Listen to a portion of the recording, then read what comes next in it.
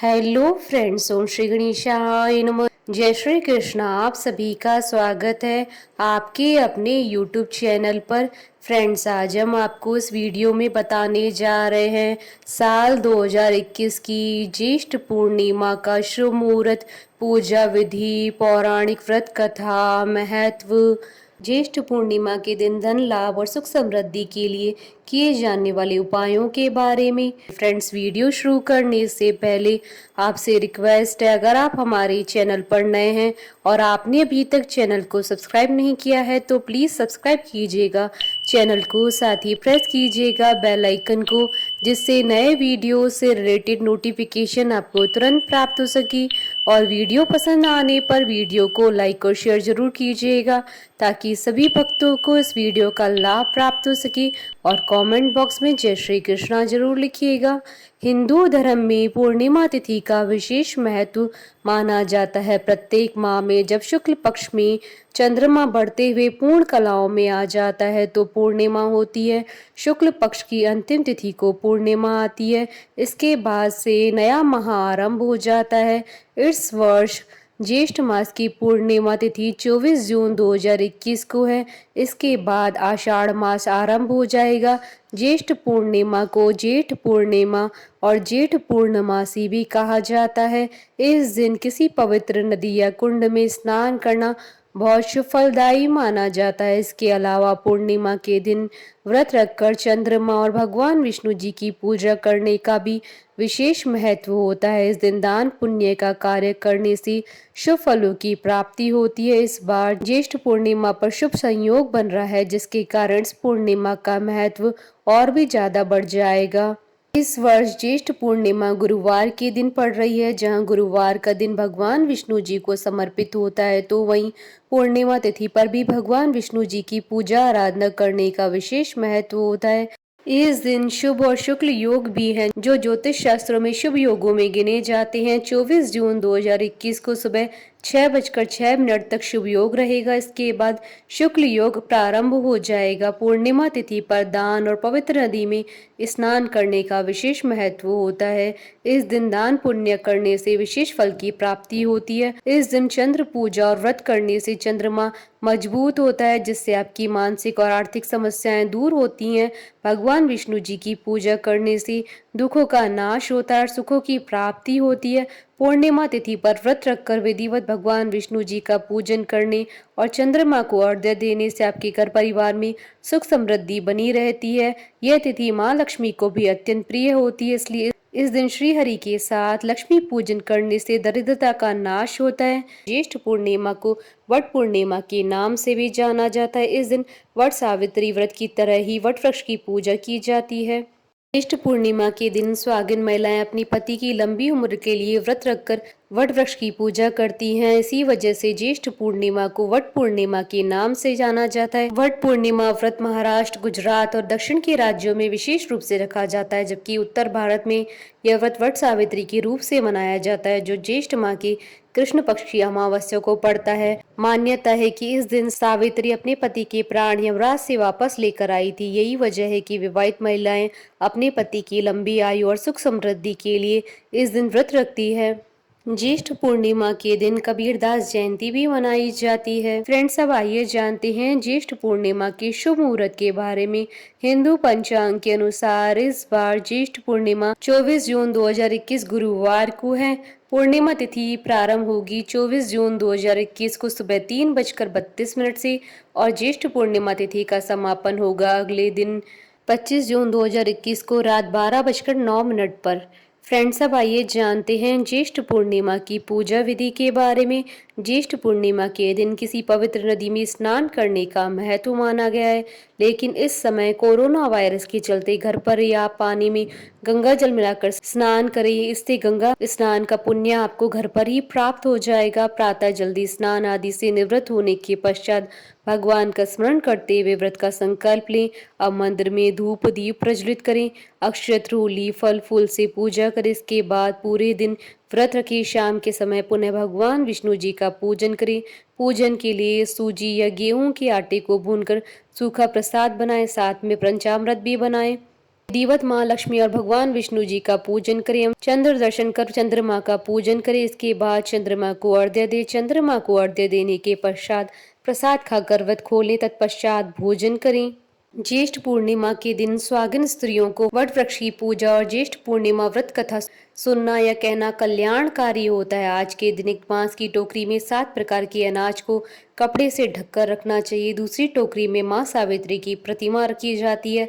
उसी के साथ ही धूप, दीप, अक्षत, कुमकुम आदि पूजा सामग्री भी रखी जाती है। माँ सावित्री की पूजा कर वट वृक्ष की 7 परिक्रमा लगाते हुए मौली का धागा वट वृक्ष में बांधा जाता है। इसके बाद निर्धन व्यक्ति या ब्राह्मण को श्रद्धा अनुसार दान दक्षिणा प्रसाद के रूप में चने व गुड़ दिया जाता है। फ्रेंड्स, अब आइए जानते हैं ज्येष्ठ पूर्णिमा के दिन किए जाने वाले उपायों के बारे में। ज्येष्ठ पूर्णिमा के दिन चंद्रोदय के समय दूध में चीनी और चावल मिलाकर चंद्र के मंत्रों का जाप करते हुए चंद्रमा को अर्घ्य देने से धन संबंधी सभी समस्याएं समाप्त हो जाती है। सभी इच्छाओं की पूर्ति के लिए ज्येष्ठ पूर्णिमा के दिन दूध में शहद और चंदन मिलाकर चंद्रमा को अर्घ्य दें। ज्येष्ठ पूर्णिमा के दिन 11 कौड़ियां माता लक्ष्मी को चढ़ाएं और उन पर हल्दी का तिलक करके दूसरे दिन अपनी तिजोरी में रख लें। मान्यता है कि इस उपाय से कभी भी आर्थिक समस्या का सामना नहीं करना पड़ता है।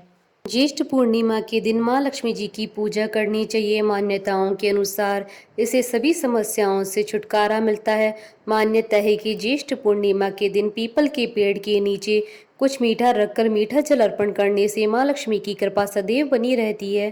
फ्रेंड्स, अब आइए प्रारंभ करें ज्येष्ठ पूर्णिमा की व्रत कथा। देवी पार्वती जी ने कहा, हे देवताओं के भी देवता, जगत के पति शंकर भगवान, प्रभास क्षेत्र में स्थित ब्रह्मा जी की प्रिया जो सावित्री देवी है, उनका चरित्र आप मुझसे कहिए, जो उनके व्रत का महात्म हो और उनके संबंध का इतिहास हो, एवं जो स्त्रियों के पतिव्रत्य को देने वाला, सौभाग्यदायक और महान उदय करने वाला हो। तब शंकर भगवान ने कहा, हे महादेवी, प्रभास क्षेत्र में स्थित सावित्री के असाधारण चरित्र को मैं तुमसे कहता हूँ। हे माहेश्वरी, सावित्री स्थल नामक स्थान में राजकन्या सावित्री ने जिस प्रकार से उत्तम वट सावित्री व्रत का पालन किया। भद्र देश में एक धर्मात्मा राजा रहता था जो सभी प्राणियों के हित में तत्पर रहता था। उसका नाम अश्वपति था।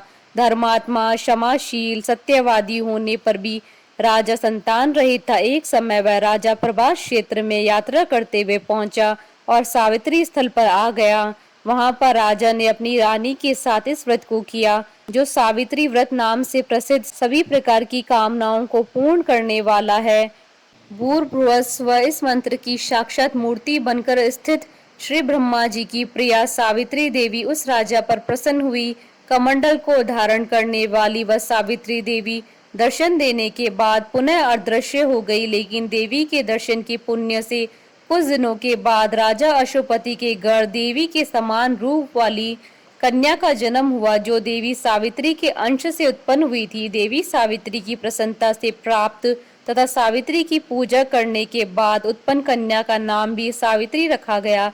वह राजकन्या देवी लक्ष्मी के समान शोभित होती भी बड़ी होने लगी और धीरे धीरे सुकोमल अंगों वाली वह कन्या यौवन अवस्था को प्राप्त हुई। नगरवासी उस कन्या को देखकर यही समझते थे कि वह कोई देव कन्या है। कमल के समान विशाल नेत्रों वाली एवं तेज से अग्नि के समान प्रज्वलित होती भी वह सावित्री महर्षि भृगु द्वारा कहे हुए सावित्री व्रत को करने लगी। लक्ष्मी के समान सुशोभित होने वाली वह कन्या एक दिन देवी सावित्री की पूजा के बाद पिता के पास खड़ी हो गई। उस समय पुत्री की युवावस्था को प्राप्त हुई देखकर राजा ने मंत्रियों से सलाह किया।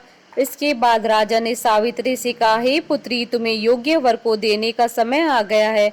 मुझसे कोई तुम्हें मांगने के लिए भी नहीं आता और मैं भी विचार करने पर तुम्हारी आत्मा के अनुरूप वर को नहीं पा रहा हूँ। अतः हे पुत्री, देवताओं के निकट मैं जिस तरह से निंदनीय ना हूँ वैसा तुम करो। मैंने धर्मशास्त्र में पढ़ा और सुना भी है कि यदि पिता के गृह में रहती हुई विवाह के पहले ही जो कन्या रजोधर्म से युक्त हो जाती है, उसके पिता को बड़ा पाप लगता है। इसलिए हे पुत्री, मैं तुमको भेज रहा हूँ कि तुम स्वयं ही अपने योग्य वर ढूंढ लो। वृद्ध मंत्रियों के साथ शीघ्र जाओ और मेरी बात को मानो। इसके बाद आप जैसा कहते हैं वैसा ही होगा। ऐसा कहकर सावित्री घर से निकलकर राज ऋषियों के साथ तपोवन की ओर चल पड़ी और वहां पहुंचकर माननीय वृद्धजनों को प्रणाम करके सभी तीर्थों और आश्रमों में जाकर पुनः मंत्रियों के साथ सावित्री अपने महल को लौट आई। यहाँ सावित्री ने पिताजी के साथ देवर्षि नारद जी को बैठे देखा। आसन पर बैठे हुए नारद जी को प्रणाम करके मुस्कुराती हुई जिस कार्य के लिए वन में गई थी सारी बातें कहने लगी। सावित्री बोली, हे नारद जी, शाल्व देश में धर्मात्मा दुम्तसेन नाम से विख्यात एक क्षत्रिय राजा हैं जो देव योग से नेत्रहीन हो गए हैं। रुक्मी नामक उनके एक सामंत ने उनसे राजपाट छीन लिया है। वह अपने पुत्र और पत्नी के साथ वन में रह रहे हैं। उनका पुत्र सत्यवादी और धर्मात्मा है। उसे ही मैंने अपने पति के रूप में वरण किया है। नारद जी सावित्री के वचनों को सुनकर बोल पड़े कि हे राजन, सावित्री ने यह बड़ा कष्टप्रद कार्य कर डाला। बाल बुद्धि होने से इसने केवल गुणवान समझकर सत्यवान को वरण कर लिया। सत्यवान मिट्टी के घोड़े बनाता है और घोड़े का चित्र भी बनाता है। इसे उसे चित्राश्व भी कहते हैं। सत्यवान दान और गुण में रंती देव के शिष्य के समान है। ब्राह्मणों की रक्षा करने वाला है और सत्यवादी भी है। राजा यताति के समान उदार, चंद्रमा के समान प्रिय लगने वाला है। रूप में दूसरे अश्विनी कुमार के समान और दुम्तसेन के समान बलवान है, लेकिन उसमें केवल एक दोष है, दूसरा कोई नहीं कि सत्यवान आज से ठीक 1 वर्ष पर शीर्णायु हो जाने से देह त्याग कर देगा। इस प्रकार नारद जी की बात सुनकर राज्य कन्या सावित्री ने राजा से कहा, राजा, लोग किसी से एक बार कोई बात कहते हैं, ब्रह्मवेता एक ही बार कहते हैं और एक ही बार कन्या दी जाती है। ये तीनों कर्म एक ही बार किए जाते हैं, बार बार नहीं। दीर्घायु हो या अल्पायु, गुणवान हो या निर्गुण, वर को एक ही बार वरण कर लिया, अब वह दूसरे वर को वरण नहीं करूंगी। नारद जी ने कहा, हे राजन, यदि आपको उचित लगता है तो अपनी पुत्री सावित्री का कन्यादान शीघ्र कर डालिए। राजा ने शुभ मुहूर्त में विधि विधान पूर्वक सत्यवान के संग सावित्री का विवाह करवा दिया।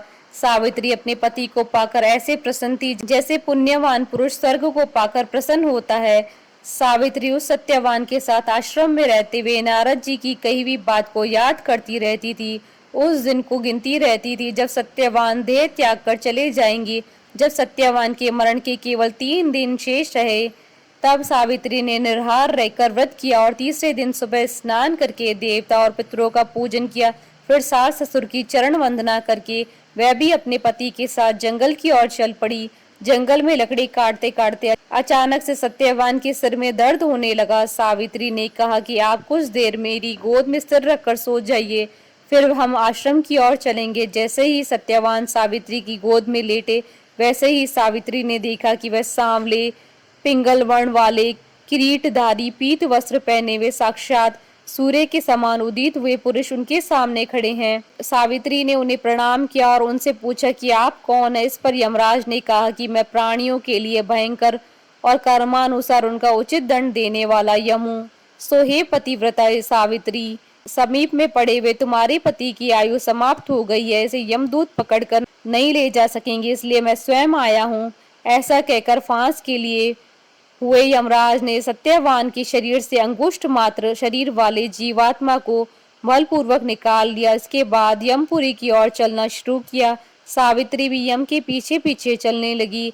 यमराज ने सावित्री से कहा कि कोई भी जीव बिना आयु समाप्त हुए यम मार्ग से नहीं जा सकता। सावित्री ने यमराज से कहा कि आप जैसे सज्जन पुरुष के साथ मैं चल रही हूँ, मेरे पति आपके साथ हैं, तो मुझे आपके साथ चलने में कोई शर्म और गिलानी नहीं हो रही है। दूसरी बात, स्त्रियों के लिए इस पृथ्वी पर लोक में पति को छोड़कर कोई अन्य स्थान नहीं है, इसलिए मैं आपका अनुगमन कर रही हूँ। सावित्री की मधुर बातें सुनकर यम ने कहा कि मैं तुम्हारी बातों से प्रसन्न हूँ, इसलिए जो इच्छा हो वर मांग लो। सावित्री ने तब यमराज से अपना खोया हुआ राज्य, सास ससुर की आंखों की रोशनी और 100 पुत्रों का वरदान मांग लिया। अपने वरदान के जाल में फंसकर यमराज ने सत्यवान की आत्मा को मुक्त कर दिया और सावित्री को लौटा दिया। सावित्री पति के साथ अपने आश्रम लौट आई। सावित्री ने सावित्री देवी का व्रत किया, जिसके प्रभाव से उसके सास ससुर की आंखों की रोशनी लौट आई। इनका राज्य भी मिल गया, 100 पुत्र हुए। इस प्रकार सावित्री सत्यवान चिरकाल तक राज्य सुख भोगते रहे। अतः पतिव्रता सावित्री के अनुरूप ही प्रथम अपने सास ससुर का उचित पूजन करने के साथ ही अन्य विधियों को प्रारंभ करें। इस कथा को सुनने से उपासक के वैवाहिक जीवन या जीवन साथी की आयु पर कोई भी संकट नहीं आता है। और उसे अखंड सौभाग्य की प्राप्ति होती है। बोलिए माता सावित्री की जय, भगवान विष्णु की जय, सनातन धर्म की जय। हमारे साथ इस वीडियो में अंत तक बने रहने के लिए आपका धन्यवाद। ओम श्री गणेशाय नमः। जय श्री कृष्ण।